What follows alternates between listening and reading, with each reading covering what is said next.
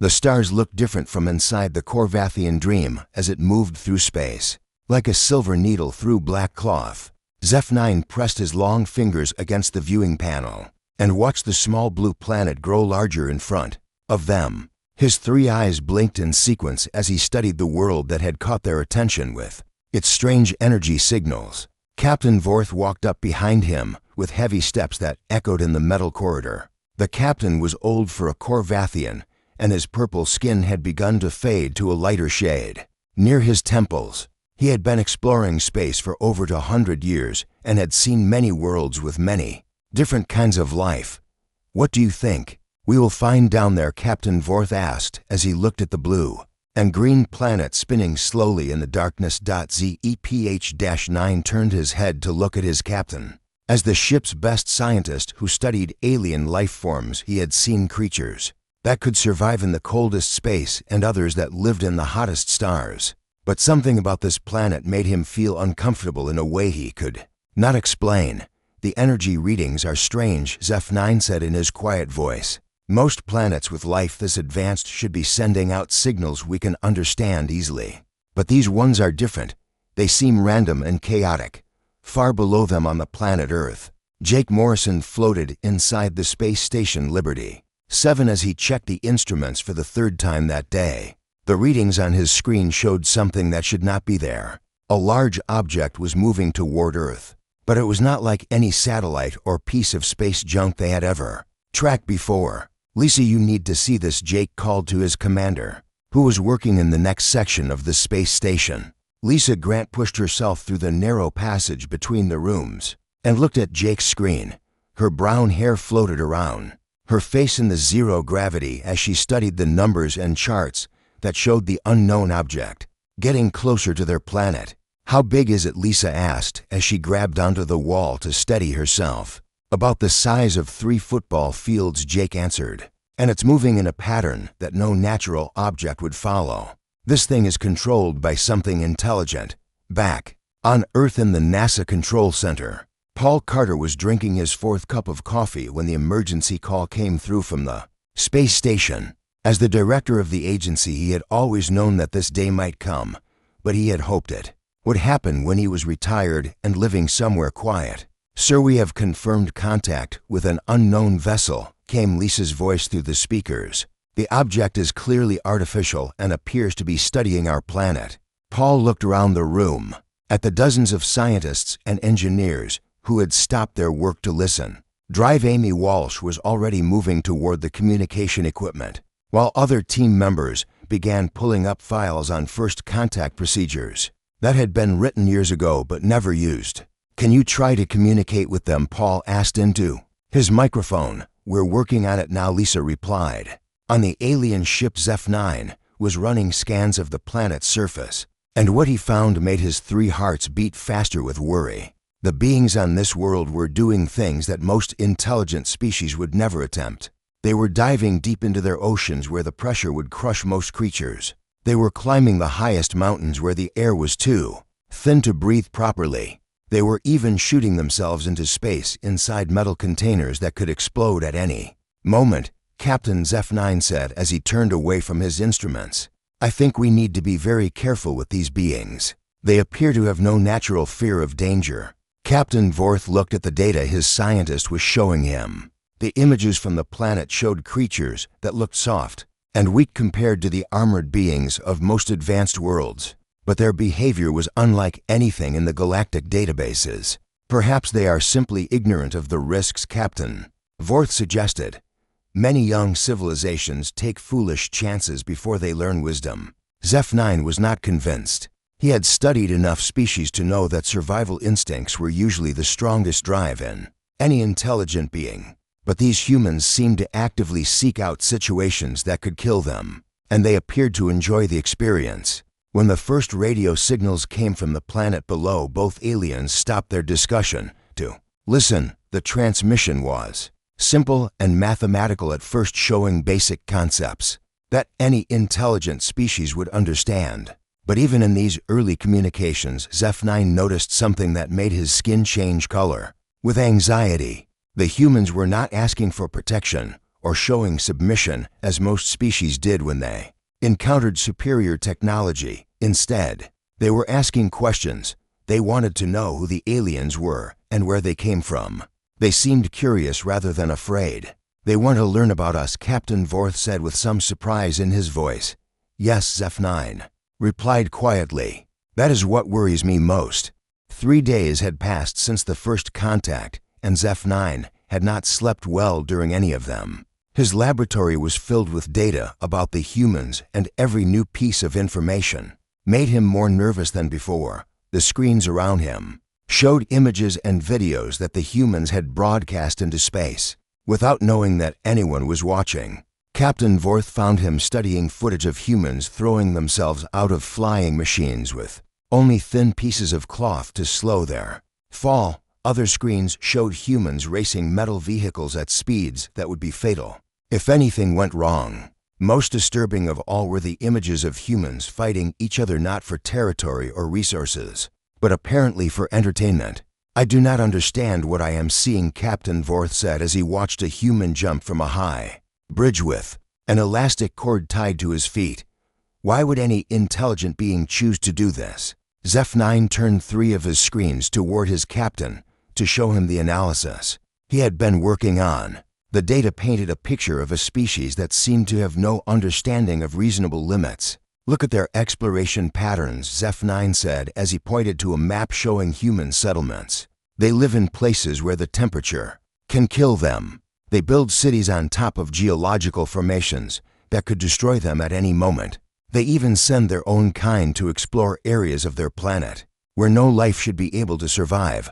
On Earth, Ben Taylor was working late in the NASA Communications Center, trying to establish a better connection with the alien vessel. He had managed to exchange basic mathematical concepts and simple pictures, but the aliens seemed reluctant to share more detailed information about themselves. Drive Kate Morgan sat beside him, reviewing the conversation logs. As a specialist in behavior and psychology, she was looking for patterns in how the aliens responded to different types of messages. What she found was puzzling. "Ben, look at this," Kate said as she highlighted several exchanges on her screen.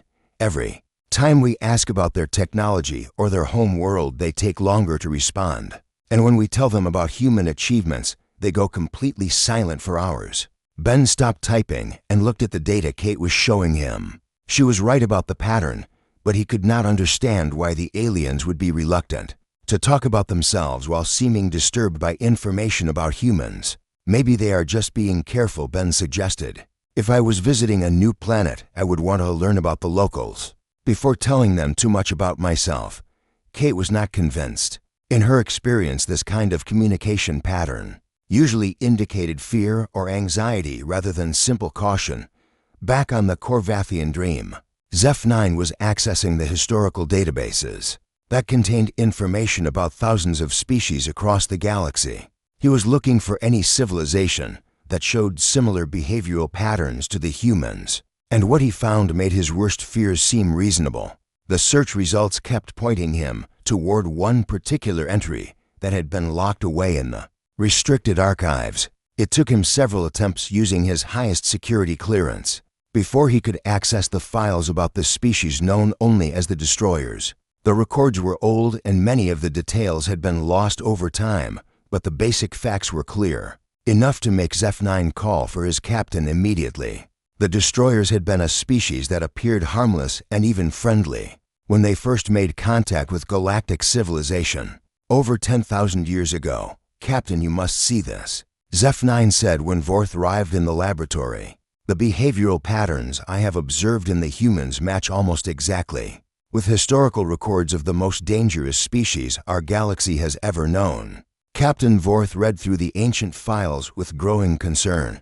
The Destroyers had not seemed threatening at first contact either. They had appeared curious and eager to learn, just like the humans. But within a few hundred years, they had spread across dozens of star systems, and every world they touched had either joined them willingly or been conquered. "This cannot be a coincidence," Zeph9 continued as he brought up comparison charts. The Destroyers were known for their complete lack of survival instinct when it came to expansion and exploration. They would attempt to colonize worlds that should have killed them, and somehow they would succeed. The most disturbing part of the historical records was how the destroyers had ended.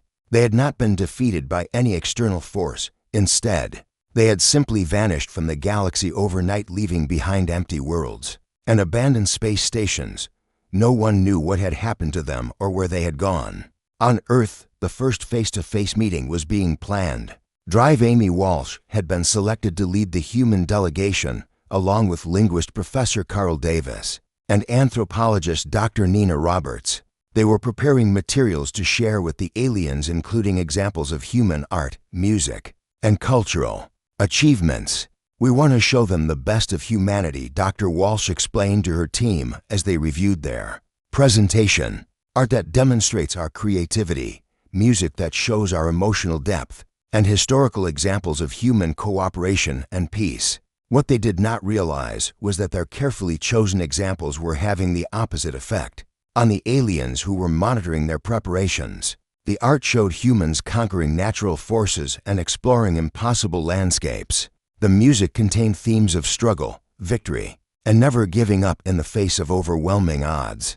The historical examples included stories of humans surviving disasters that should have ended their civilization. Professor Carl Davis had included recordings of human languages from around the world to demonstrate the diversity of human communication. But when Zeph9 analyzed these recordings, he noticed something that made his skin turn pale with fear. Embedded in every human language were concepts and phrases that seemed designed for expansion and conquest, words for claiming territory, terms for overcoming obstacles, and expressions that suggested humans saw every challenge as something to be defeated rather than avoided.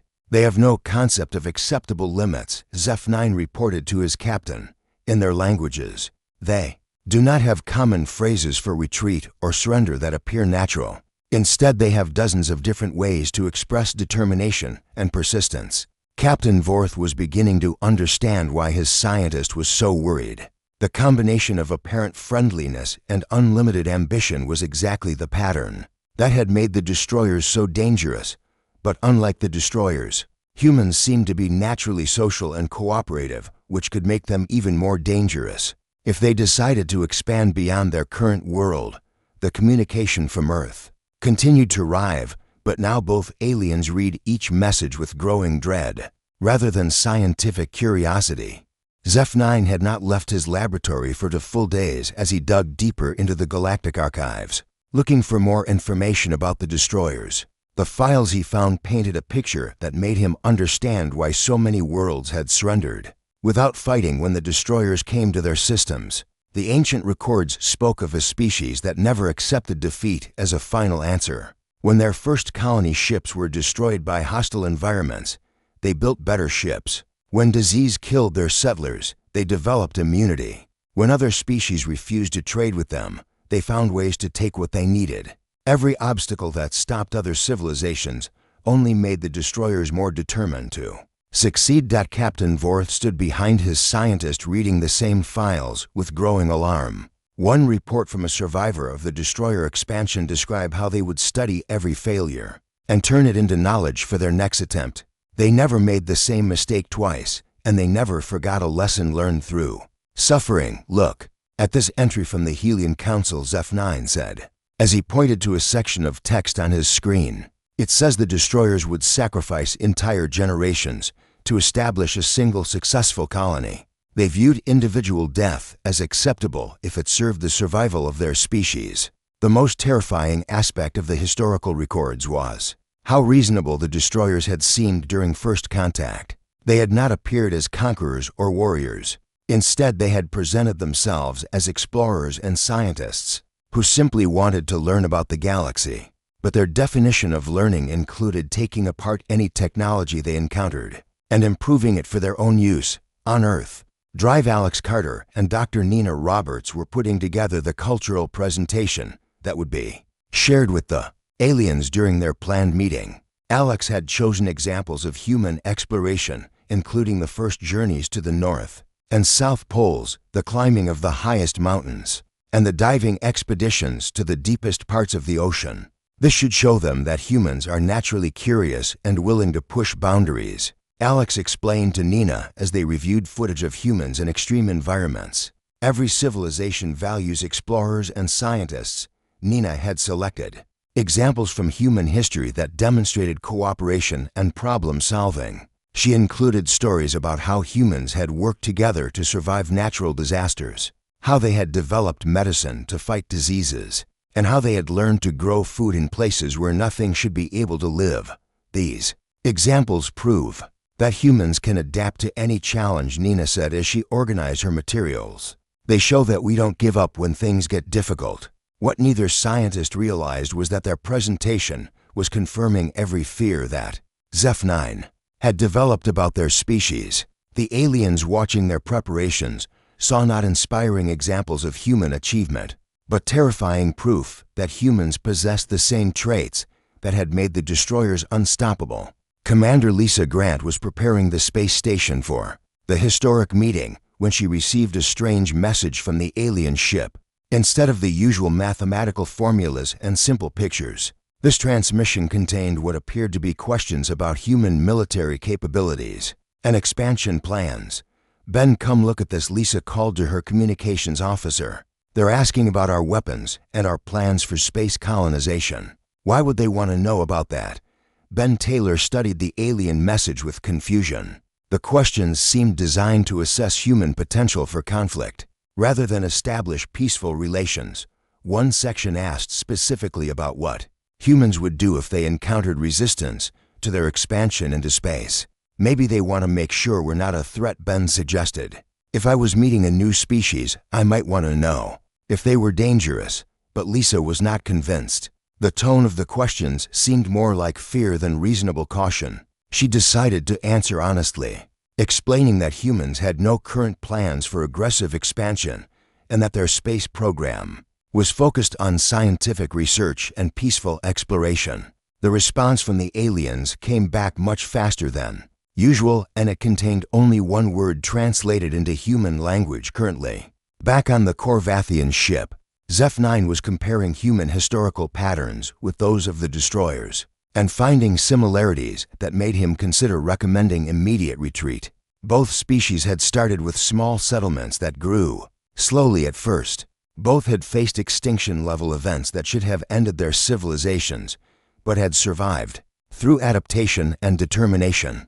Most disturbing was the pattern of both species expanding only when they felt ready rather than when they felt pressure from outside forces. The destroyers had not spread across the galaxy because they were running from enemies or seeking refuge. They had expanded because they wanted to and because they believed they could succeed. "Captain, we need to contact the Galactic Councils," F9 said as he saved his research files. "If I am correct about these humans, then every peaceful world in our sector could be in danger within a few generations." Captain Vorth was studying a comparison chart that showed human technological development over their recent history. The pattern was almost identical to what the archives showed about the destroyers.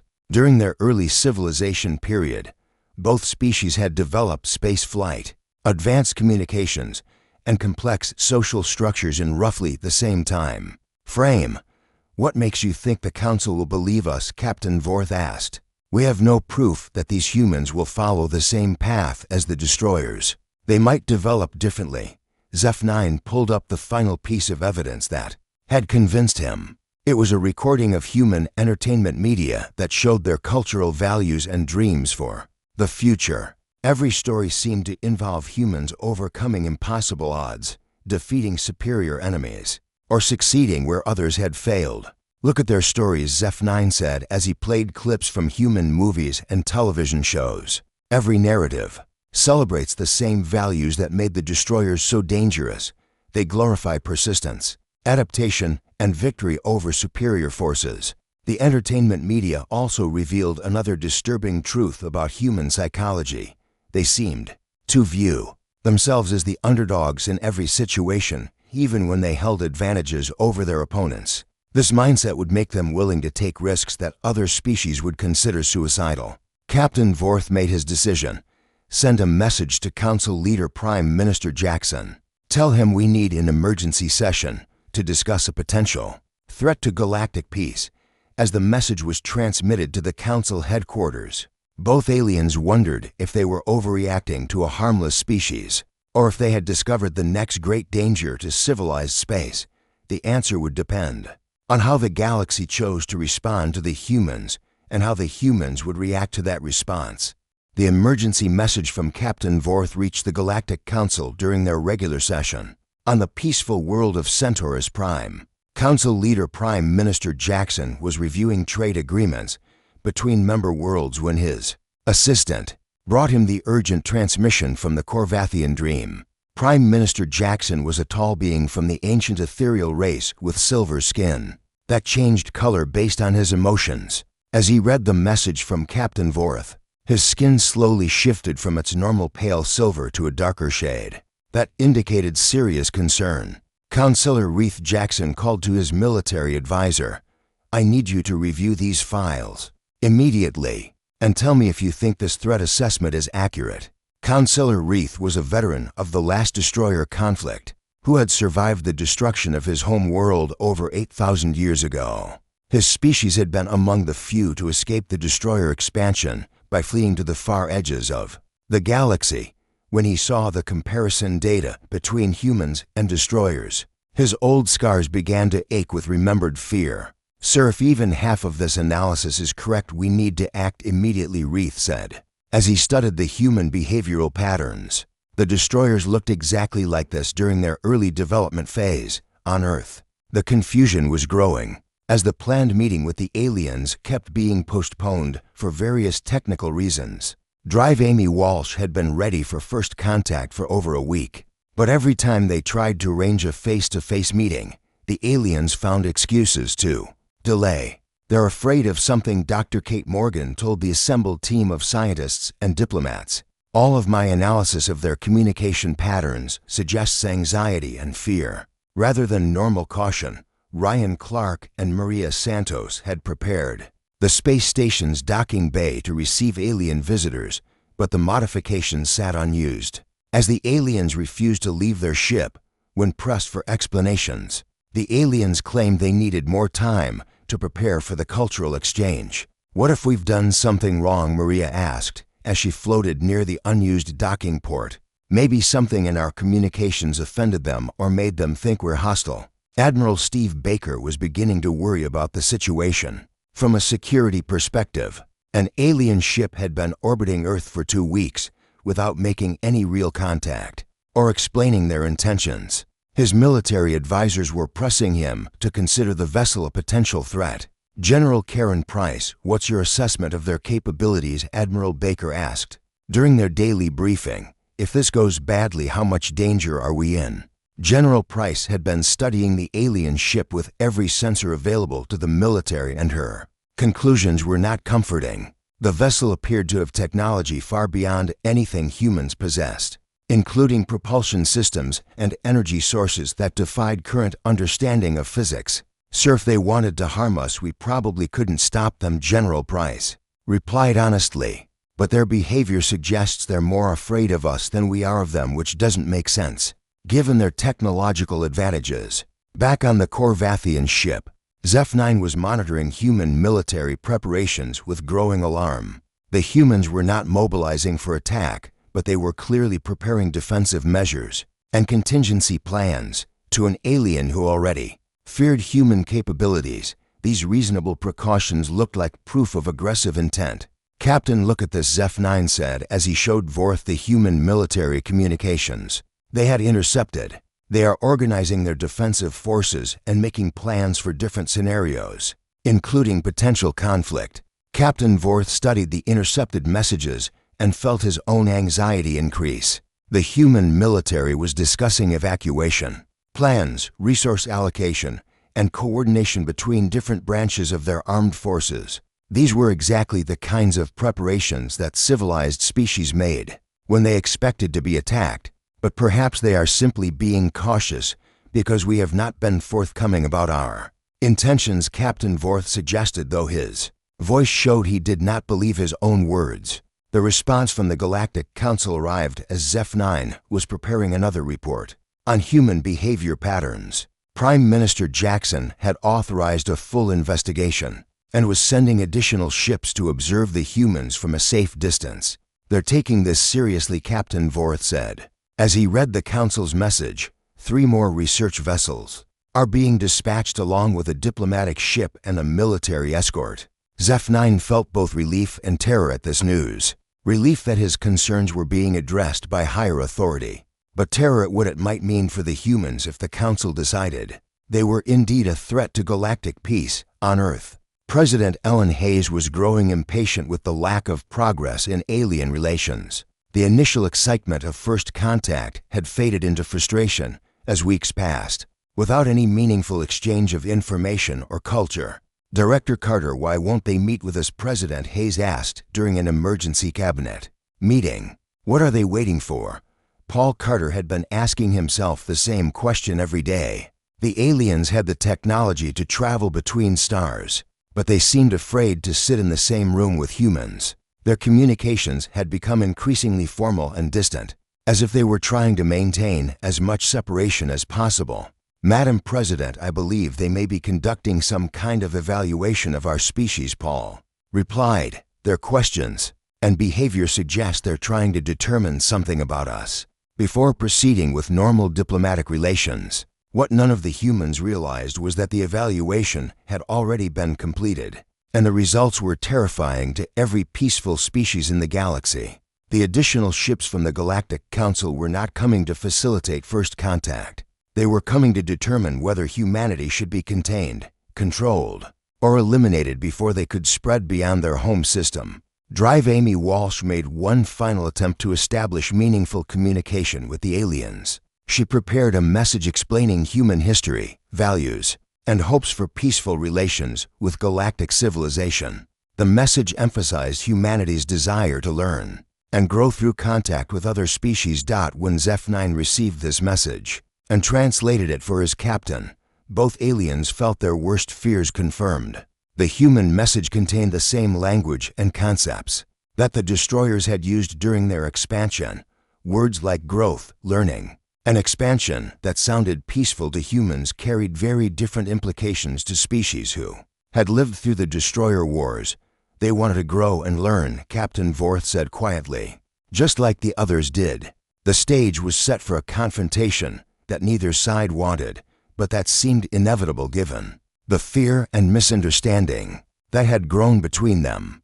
The Galactic Council chamber on Centaurus Prime had not seen such tension in over 3,000 years. Representatives from 47 different species filled the circular hall. As Prime Minister Jackson called the emergency session to order, the holographic displays around the chamber showed images and data about humanity that Zeph-9 had gathered during his weeks of observation.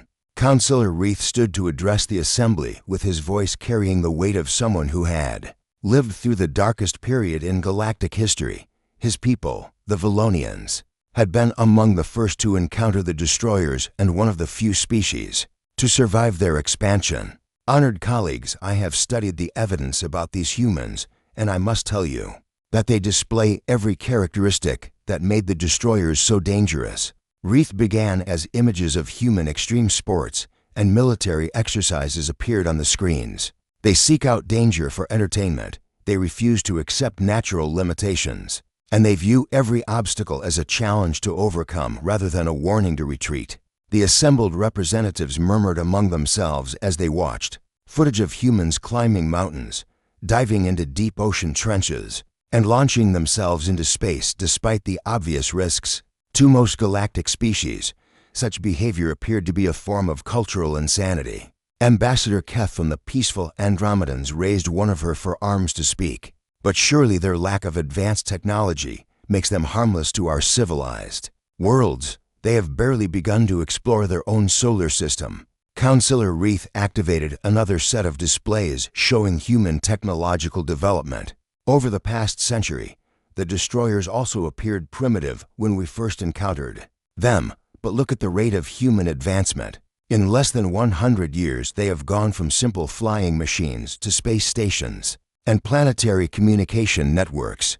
Prime Minister Jackson studied the timeline of human development with growing concern. The pattern was almost identical. to what historical records showed about the destroyers during their pre-expansion period. Both species had developed space travel, global communications, and advanced materials science within roughly the same time frame. What options do we have? Jackson asked the assembly. We cannot ignore a potential threat to every peaceful world. In this sector, the debate that followed revealed the three main options that the council had considered. The first was immediate military action to eliminate humanity before they could develop interstellar travel. The second was technological containment that would prevent humans from leaving their solar system. The third and most controversial option was integration and careful monitoring. As humanity was brought into galactic civilization, Elder Thane from the ancient crystalline collective spoke in favor of elimination. We allowed the destroyers to develop because we thought they could be reasoned with. The cost of that mistake was measured in billions of lives and thousands of destroyed worlds. But Councillor Mira from the Empathic Union argued for integration. These humans also show capacity for cooperation, art, and moral reasoning that the destroyers never possessed. Perhaps their dangerous traits can be balanced by their positive qualities. On Earth, the situation was becoming critical as more alien ships appeared in the solar system. What had started as first contact with a single vessel had become an apparent invasion fleet, as 5 additional ships took positions around Earth and its moon. President Hayes declared a state of emergency and authorized full military readiness. As Admiral Baker coordinated with allies around the world, every nation with space capability began preparing their defensive systems, though everyone understood that human weapons were probably used less against alien technology. Their surrounding. U.S. General Price reported during an emergency meeting in the White House Situation Room. 6 ships in total with what appears to be weapons systems powered up and ready. Dr. Kate Morgan continued to monitor alien communications, looking for any clue about their intentions. What she found made her more confused than ever. The aliens were not communicating with each other like a military force preparing for attack. Instead, their messages seemed focused on debate and discussion, as if they were trying to make a difficult decision. Madam President, I don't think they're here to attack us, Kate reported. Their communication patterns suggest they're trying to decide what to do about us rather than planning how to destroy us. This observation was more accurate than Kate realized. The Galactic Council was indeed trying to decide humanity's fate, and the debate had been going on for days without resolution. The evidence against humans was strong, but not conclusive, and the implications of acting on insufficient information could be catastrophic for both species. Zeph-9 found himself in the unexpected position of defending humanity during the council sessions. His detailed study of human behavior had revealed aspects of their species that made him question his initial fears. Yes, they are persistent and adaptable like the destroyers Zeph-9 transmitted to the council, but they also show remarkable capacity for self-sacrifice to protect others. Their history includes countless examples of individuals giving their lives to save strangers. Captain Vorth supported his scientist's analysis. We have observed humans working together to solve problems that affect their entire species. They share resources during disasters and cooperate across vast distances to achieve common goals. But Elder Thane was not convinced by these arguments. The destroyers also worked together effectively. Cooperation is what made them so successful at conquest. A species that combines expansion instincts with effective teamwork is exactly what we should fear most. The debate continued for hours, as each species representative shared their concerns and recommendations. The peaceful coalition wanted containment. The military alliance favored elimination. The scientific union supported careful integration. No option commanded a clear majority. Prime Minister Jackson finally called for a preliminary vote to gauge the council's preferences. The results showed the assembly almost evenly divided between the 3 options, with containment holding a slight lead over elimination and integration trailing significantly. We cannot act without clear consensus, Jackson announced. The consequences are too great for any precipitous action. But even as the council debated, events in the solar system were moving toward a crisis that would force a decision.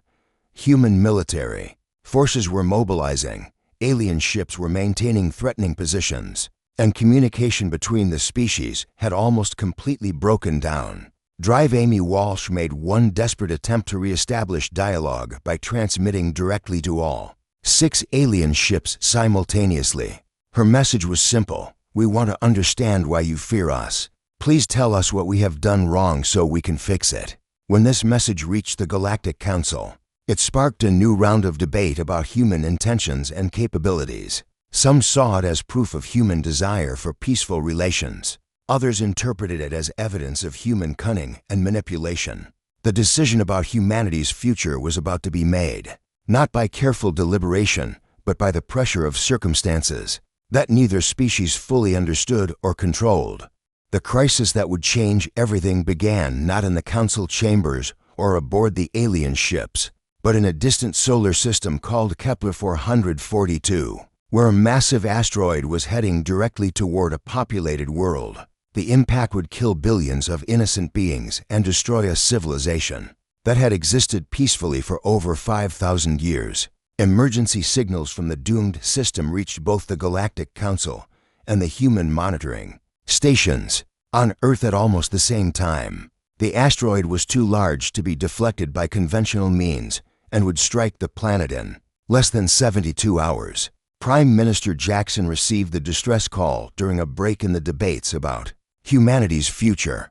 The irony was not lost on him that while the council argued about potential threats, a real catastrophe was unfolding that would test everyone's values and priorities. "How many ships can we redirect to assist with evacuation?" Jackson asked his military coordinator.